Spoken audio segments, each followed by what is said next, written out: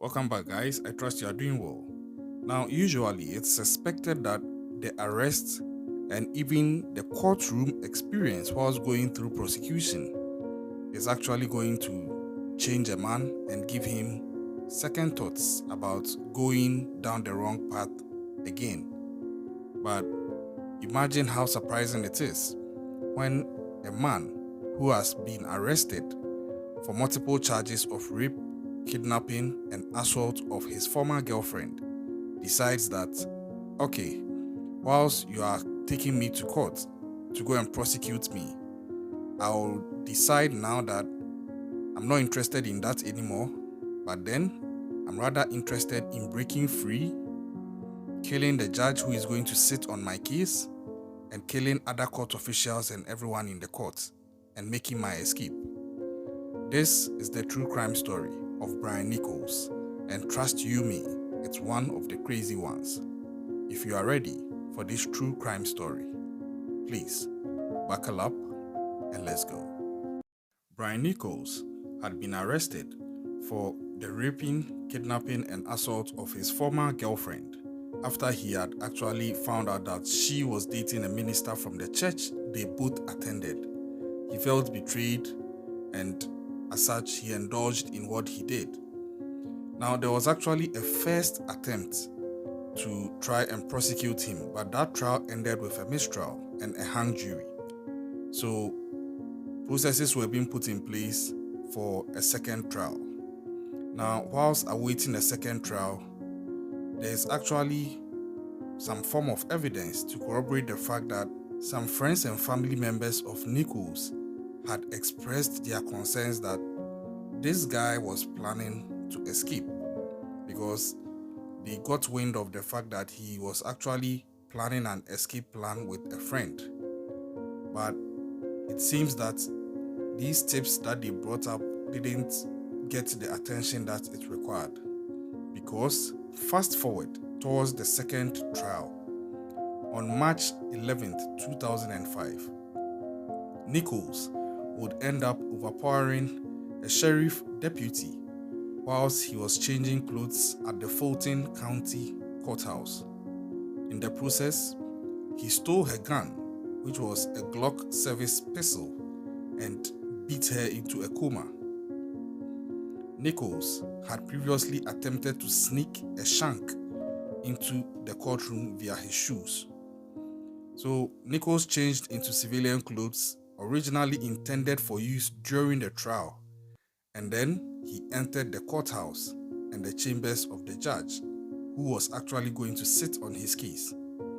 Now, normally, in court, you would expect that for somebody who has been arrested for a crime and has been brought to court to be tried, if you have managed to gain any form of freedom from the officer overseeing your captivity, the normal expectation is that this person should have fled. But instead, he decided he was going to go after the judge who was scheduled to sit on his case.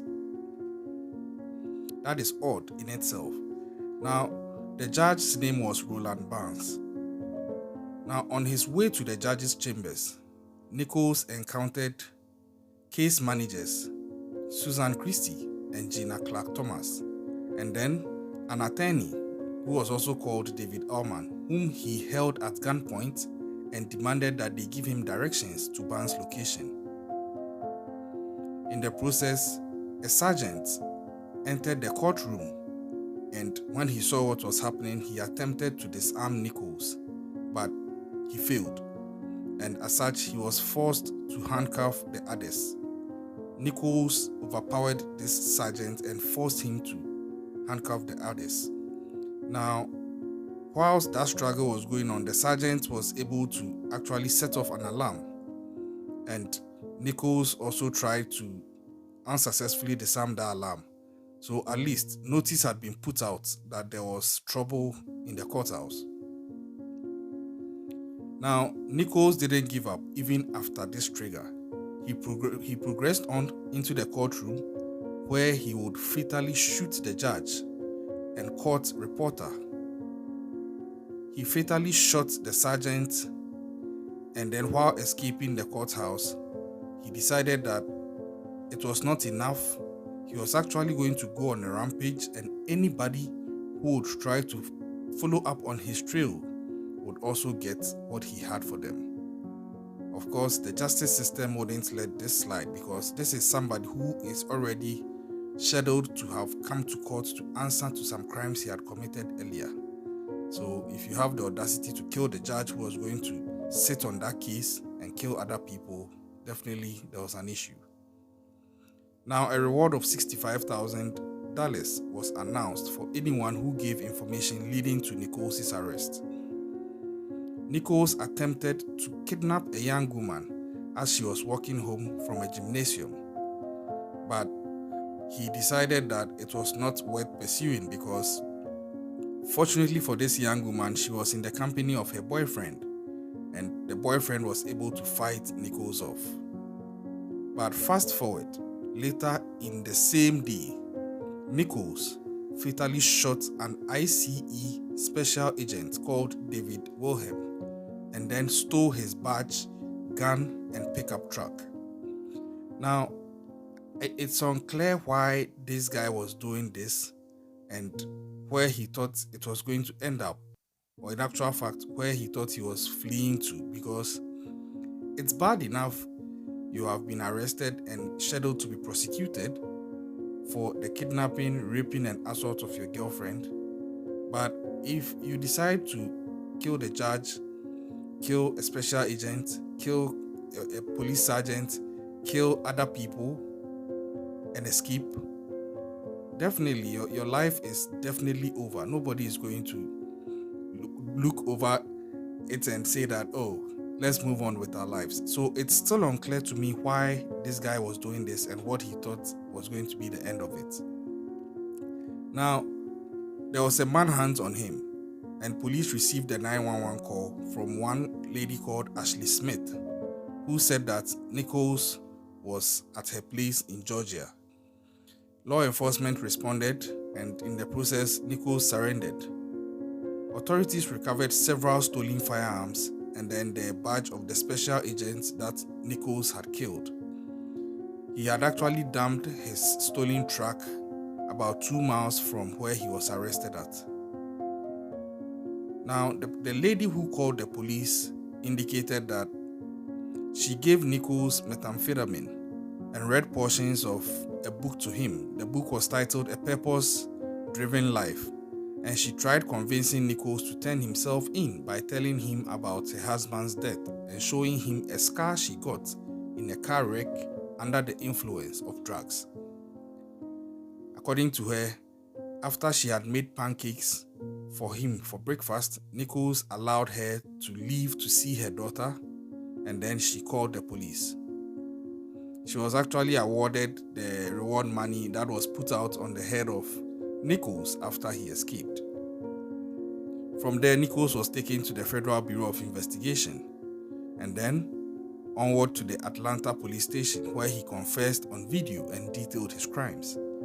Now, I am no expert, I am no medical person, but looking at Nichols, at least for the primary crime that brought him to court, that's the rape, assault, and kidnapping of his former girlfriend, and the fact that he ended up actually letting his guard down and feeling comfortable around someone he had actually kidnapped, and a woman for that matter, and allowing her to go and see her daughter in the process. I think that this guy was crying out for help in one way or the other, although his approach was it was not the best actually.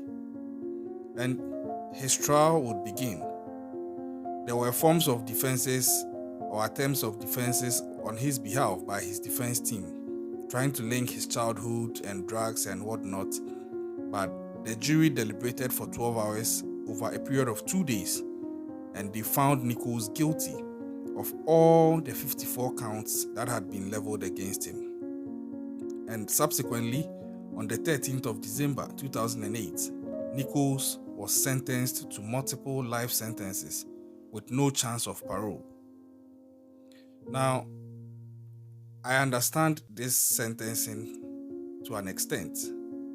You can see that it's very, very strict, it's very tough, it doesn't leave room for parole.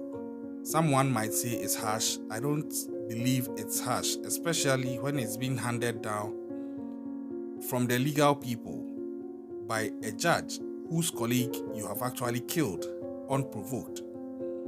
So it was an attack on the justice system in itself. So definitely, this guy's crime was going to have the highest form of punishment available.